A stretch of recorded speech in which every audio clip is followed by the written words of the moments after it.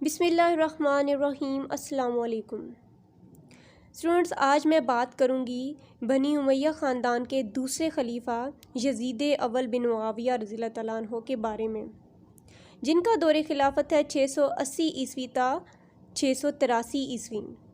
انہوں نے 3 سال حکومت کی۔ امیر معاویہ رضی اللہ تعالیٰ عنہ کے انتقال کے بعد جب ان کا بیٹا تخت نشین ہوا تو ان کو خطرہ تھا کہ حضرت حسین رضی اللہ تعالیٰ عنہ اور عبداللہ بن زبیر رضی اللہ تعالیٰ عنہ اور عمر اور عبد الرحمن بن ابی بکر وغیرہ جو ہے وہ ان کی خلافت کو تسلیم نہیں کریں گے۔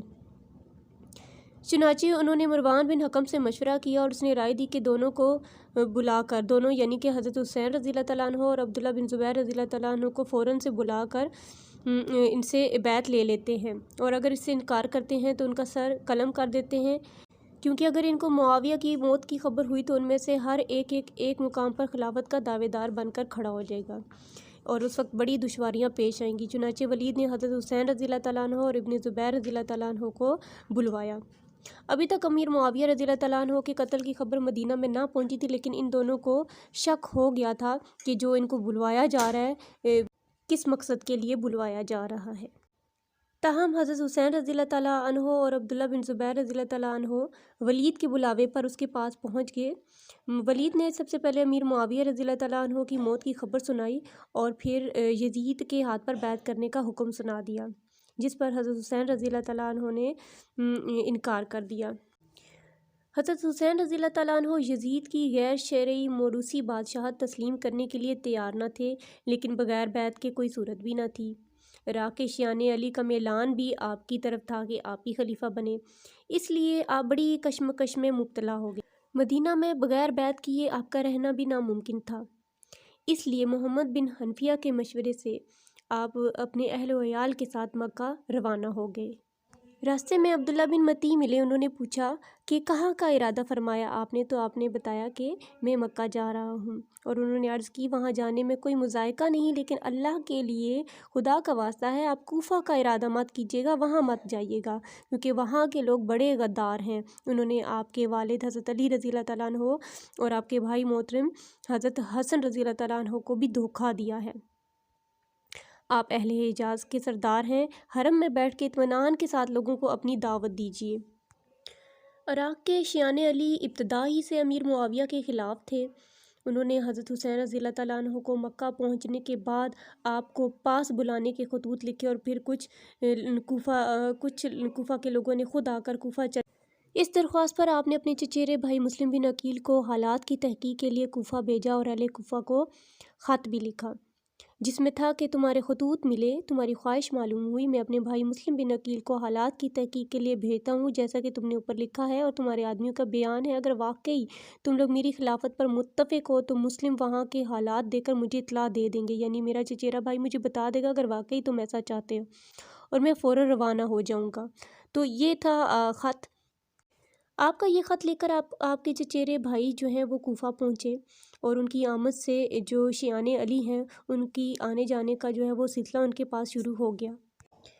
مسلم بن عقیل کی کوفہ آنے کی خبر جو ہے وہ یزید کے جاسوسوں تک پہنچ گئی، اور انہوں نے یزید تک پہنچا دی کہ مسلم بن عقیل کوفہ آ گئے ہیں اور لوگوں کو ورگلا رہے ہیں، اگر حکومت کی بقا منظور ہے تو فوراً اس کی روک تھام کی جائے۔ اس اطلاع پر یزید نے عبید اللہ بن زیاد والی بصرہ کو حکم بھیجا کہ کوفہ جا کر جس طرح ممکن ہو مسلم کو نکال دو یا پھر انہیں قتل کر دو، اور یہ حکم پا کر وہ فوراً کوفہ پہنچا اور اہل کوفہ کے سامنے تقریر کی۔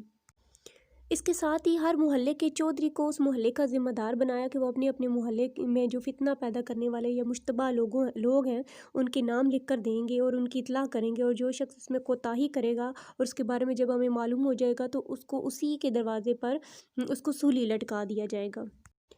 جب مسلم بن عقیل کو اس خفیہ کوشش کی جب خبر ہو گئی تو وہ اس جگہ سے منتقل ہو کر اہل بیت ہانی کے گھر جو ہے وہ منتقل ہو گئے۔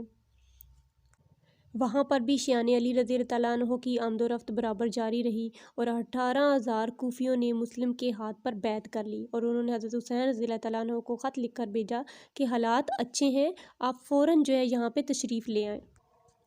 دوسری طرف یزیدیوں نے ہانی سے اگلوا لیا کہ مسلم ان کے ہاں چھپے ہوئے ہیں اور لوگ ان کے ہاتھ پر بیعت کرنے کے لیے جمع ہو رہے ہیں۔ ہانی نے کہا میں نے ان کو نہیں بلایا تھا، وہ خود میرے ہاں آئے تھے، مجھے انہیں ٹھہرانے میں مشکل تھی لیکن مروت سے انکار نہ کر سکا، اگر یہ فعل آپ کے خلاف ہے تو میں بھی جا کر ان کو نکالے دیتا ہوں۔ ابن زیاد نے کہا تم یہاں سے نہیں جا سکتے، یہیں ان کو بلاؤ، ہمارے حوالے کر دو۔ ہانی نے اسے انکار کر دیا اور ابن زیاد نے اسے پٹوا کر قید کر دیا۔ جب یہ خبر پھیل گئی کہ ہانی قتل کر دیے گئے ہیں تو یہ افواہ سن کر مسلم اپنے 18,000 عقیدت مندوں کو لے کر نکل پڑے اور عبید اللہ بن زیاد کو گھیر لیا۔ اس وقت ابن زیاد کے پاس حفاظت کا کوئی سامان نہ تھا، صرف 50 آدمی موجود تھے۔ ابن زیاد نے اعلان کرا دیا کہ جو شخص امیر کی اطاعت کرے گا یعنی کہ یزید کی تو وہ انعام و اکرام سے نوازا جائے گا اور جو مخالفت کرے گا اسے سزا دی جائے گی، یعنی مسلم کے ساتھ جو لوگ آئے تھے ان کے لیے اعلان کیا تھا۔ تو کچھ لوگ اس دھمکی کے خوف سے اور کچھ اپنے اشراف کو سمجھانے رشتہ داروں کے سمجھانے سے اور کچھ لوگوں کو ان کے رشتہ دار جو ہیں وہ واپس لے گئے، غرض کہ مسلم کے ساتھ صرف 30 لوگ رہ گئے اور اس وقت مسلم گھبرا گئے اور ایک بوڑھی عورت کے گھر میں پناہ لے لی۔ زیاد کو اس جگہ کی بھی خبر ہو گئی اور اس نے اس مکان کا محاصرہ کر لیا جہاں وہ ٹھہرے ہوئے تھے۔ مسلم نے جب یہ دیکھا کہ بچنے کی کوئی صورت نہیں تو جان پر کھیل کر نکل آئے اور تنہا پوری جماعت کا مقابلہ کیا اور لڑتے لڑتے زخموں سے چور ہو گئے اور حضرت حسین رضی اللہ تعالیٰ عنہ کے لیے ایک پیغام پہنچایا کہ اپنے انجام کے بارے میں بتایا اور یہ بتایا کہ کوفہ والوں پر ہرگز اعتبار نہ کیجیے گا اور جہاں تک ممکن جہاں تک آپ پہنچ چکے ہیں وہیں اسے واپس لوٹ جائیں، یہاں پہ نہیں آنا۔ مسلم کی قتل کی خبر سن کر بہت ہی ابدیدہ ہو گئے، یعنی کہ ان کا ایک بازو ٹوٹ گیا، ان کی ہمت جو ہے وہ کم ہو گئی۔ اب حضرت حسین رضی اللہ تعالیٰ عنہ مکہ سے روانگی کا سوچ رہے تھے، اس کی تیاریاں کر رہے تھے اور جب رشتہ داروں کو پتہ چلا تو سب نے آپ کو منع کیا اور بتایا کہ وہ کس طرح سے دغا باز لوگ ہیں۔ حضرت ابن عباس رضی اللہ تعالیٰ عنہ نے بھی انہیں سمجھایا کہ میرا دل کسی طرح نہیں مانتا کہ اس راہ میں تمہاری جان کا بھی خوف ہو سکتا ہے، عراقی غدار ہیں، ہرگز ان کے ہاں نہ جاؤ، مکہ ہی میں رہو اور تم حجازیوں کے سردار ہو، اگر عراقی واقعی تمہارے حامی ہیں تو ان کو لکھو کہ وہ تمہارے دشمنوں کو پہلے وہاں سے نکالیں اور پھر تم کو یہاں پہ بلائیں۔ لیکن آپ حسین رضی اللہ تعالیٰ عنہ نے وہاں جانے کا فیصلہ کر لیا اور اس طرح حضرت حسین رضی اللہ تعالیٰ عنہ ذی الحج 60 ہجری کو اپنے اہل و عیال کے ساتھ مکہ سے کوفہ روانہ ہو گئے۔ مکہ سے نکلنے کے بعد فرزوق شاعر جو کوفہ سے آ رہا تھا ملا اور اس نے بتایا کہ کوفیوں کے دل تو آپ کے ساتھ ہیں لیکن تلواریں بنی امیہ کے ساتھ ہیں۔ شامی حکومت کو آپ کی روانگی کی خبر مل چکی تھی اور انہوں نے راستوں پر پہرا بٹھا دیا تھا اور اس سفر کے آخر میں صرف وہی جانثار باقی رہ گئے تھے جو مدینہ سے آپ کے ساتھ آئے تھے۔ آگے چل کر ایک مقام پر حبرن یزید تمیمی 1000 سپاہیوں کے ساتھ جسے ابن زیاد نے حضرت حسین رضی اللہ تعالیٰ عنہ کو گھیرنے اور گھیر کر لانے کے لیے بھیجا تھا وہ ملا۔ حضرت حسین رضی اللہ تعالیٰ عنہ نے اسے بتایا کہ میں خود سے نہیں آیا ہوں بلکہ تم لوگوں کے خطوط اور آدمی آئے تھے کہ ہمارا کوئی امام نہیں ہے، آپ آ کر ہماری رہنمائی کیجیے، اگر تم اس بات پر قائم ہو تو میں تمہارے ساتھ شہر چلوں گا ورنہ یہیں سے میں واپس لوٹ جاؤں گا۔ اور یہ کہتے ہی آپ رضی اللہ تعالیٰ عنہ نے کوفیوں کے سارے خطوط جو ہے اس کے سامنے رکھ دیے لیکن اس نے کوئی جواب نہ دیا اور کہا کہ ہم کو اس سے بحث نہیں، ہمیں تو یہ حکم ملا ہے کہ آپ جہاں کہیں ملیں آپ کو لے جا کر ابن زیاد کے پاس پہنچا دیں۔ پھر ہر کو یہ بھی حکم تھا ابن زیاد کی طرف سے کہ حسین رضی اللہ تعالیٰ عنہ کو ایسے میدان میں اتار دو جہاں کوئی پانی کوئی کچھ نہ ہو، تو ہر نے حضرت حسین رضی اللہ تعالیٰ عنہ کو یہ حکم بھی سنا دیا لیکن اس کی تعمیل پہ اس پہ عمل کرنے میں کوئی اصرار نہ کیا، زبردستی نہ کی اور 2 محرم 61 ہجری کو حضرت حسین رضی اللہ تعالیٰ عنہ نے کربلا میں قافلہ اتار دیا۔ 3 محرم کو عمر بن سعد 4000 فوج کو لے کر کربلا پہنچا اور یہ حضرت حسین رضی اللہ تعالیٰ عنہ کا قریبی عزیز تھا۔ بڑی کشمکش کے بعد حکومت کی طرف سے یہ مہم اپنے سر لی تھی لیکن اس کا ضمیر برابر ملامت کرتا رہا تھا۔ اس نے کربلا آنے کے بعد مفاہمت کی بڑی کوشش کی کہ کوئی صلح کی کوئی صورت نکل آئے۔ حضرت حسین رضی اللہ تعالیٰ عنہ سے پوچھا کہ آپ یہاں کیوں آئے ہیں؟ آپ نے جواب دیا کہ میں کوفیوں کے بلاوے پر آیا تھا، اب واپس جانے کے لیے تیار ہوں لیکن وہاں سے حکم آیا کہ پہلے ان سے بیعت لے لو، اس کے بعد غور کیا جائے گا اور اس کے بعد ہی دوسرا حکم پانی بند کرنے کا بھی پہنچا۔ اس حکم کے بعد عمر بن سعد نے فرات پر پیرا بٹھا دیا۔ حضرت حسین رضی اللہ تعالیٰ عنہ کے سوتیلے بھائی عباس بن علی رضی اللہ تعالیٰ عنہ بڑے بہادر تھے۔ یہ چند آدمیوں کو لے کر زبردستی وہاں سے پانی لے آئے۔ عمر بن سعد کو حکومت کی طرف سے جو اجازت تھی، حضرت حسین رضی اللہ تعالیٰ عنہ سے مقابلہ کے لیے تیار ہو گیا تھا، لیکن تلوار اٹھانے کی ہمت نہ پڑتی تھی اور اس امید پر جنگ کو ٹال رہا تھا کہ شاید کوئی مصالحت کی کوئی صورت نکل آئے۔ ابن زیاد کو اس کا اندازہ ہو گیا تھا۔ زیاد نے وہاں سے حکم پہنچایا کہ میں نے تمہیں حسین رضی اللہ تعالیٰ عنہ کی خیر خواہی اور ان کو بچانے کے لیے نہیں بھیجا تھا۔ میرا حکم پہنچتے ہی ان سے بیعت لے کر ان کو میرے پاس لے آؤ۔ ابن سعد نے اس حکم پر کیا کیا کہ محرم کی 9ویں تاریخ کو خود حضرت حسین رضی اللہ تعالیٰ عنہ سے مل کر ان سے آخری گفتگو کی، لیکن مصالحت کی کوئی صورت نہیں تھی۔ حضرت حسین رضی اللہ تعالیٰ عنہ بیعت نہیں کر سکتے تھے اور شام کی حکومت بغیر بیعت لیے ہوئے ان کو چھوڑ نہیں سکتی تھی، اس لیے آخری گفتگو بھی ناکام رہی اور حضرت حسین رضی اللہ تعالیٰ عنہ نے اپنے ساتھیوں سے فرمایا، میں تمہیں خوشی سے واپس جانے کی اجازت دیتا ہوں، میرے اہل بیت کو ساتھ لے کر لوٹ جاؤ۔ عوام کی بھیڑ پہلے ہی کم ہو چکی تھی، صرف خاص لوگ اور آپ کے قریبی عزیز رہ گئے تھے، ان کی واپسی کا کوئی سوال ہی نہ تھا۔ ان کے جواب میں سب نے جان نثاری کا اظہار کیا۔ حضرت حسین رضی اللہ تعالیٰ عنہ نے اہل بیت کے خیموں کی حفاظت کے لیے انتظامات کرکے صبح کو بہتر جان نثاروں کی مختصر فوج مرتب کی اور جنگ کے آغاز سے پہلے اللہ تعالیٰ کی بارگاہ میں دعا کی، اور اس دعا کے بعد تمام دشمنوں کو مخاطب کر کے ایک تقریر بھی فرمائی اور کہا کہ میں نے اپنی شخصیت بتائی اور اپنے آنے کے اسباب بیان کیے، واپسی کی اجازت چاہی، لیکن اب اس کا وقت ختم ہو چکا ہے۔ اس کا جواب ملا کہ آپ بیعت کر لیں، آپ کی ہر خواہش پوری ہوگی اور آپ کے ساتھ کوئی ناپسندیدہ سلوک نہیں کیا جائے گا۔ لیکن حضرت حسین رضی اللہ تعالیٰ عنہ نے جواب دیا، اللہ کی قسم میں ذلیل کی طرح یزید کی بیعت کر کے غلام کی طرح اس کی خلافت تسلیم نہیں کروں گا۔ آپ کے بعد آپ کے جانثاروں نے تقریریں کیں اور پھر جنگ شروع ہو گئی۔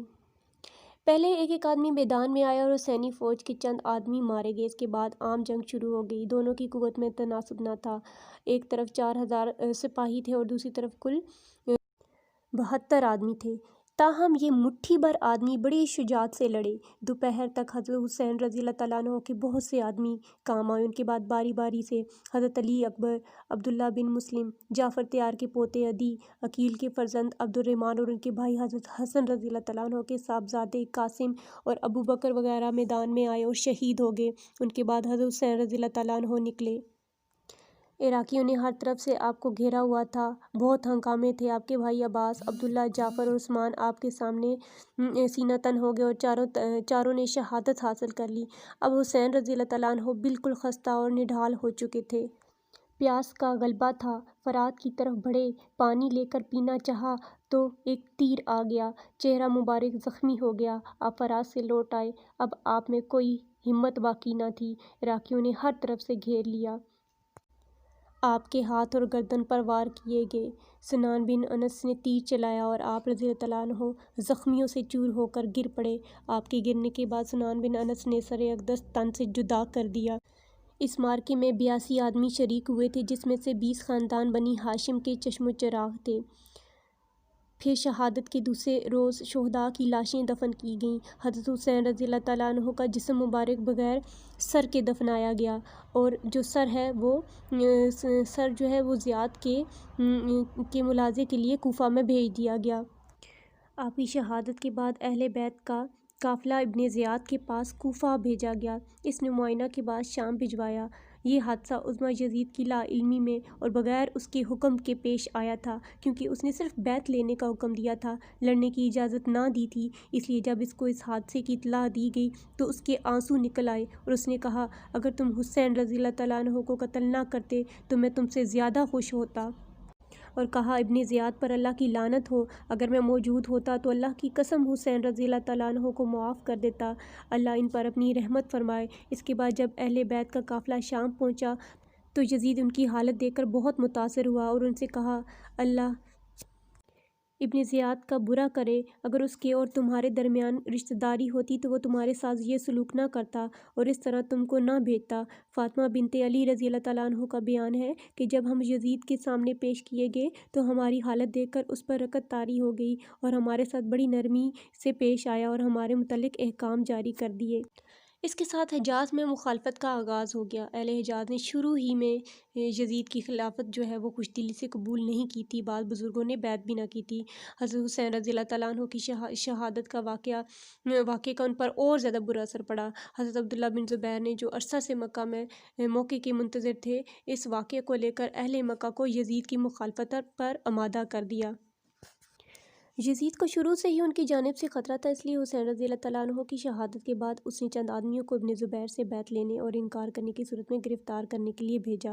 انہوں نے مکہ جا کر ابن زبیر کو پیغام پہنچایا۔ انہوں نے جواب دیا کہ میں اس کی کوئی بات نہ مانوں گا۔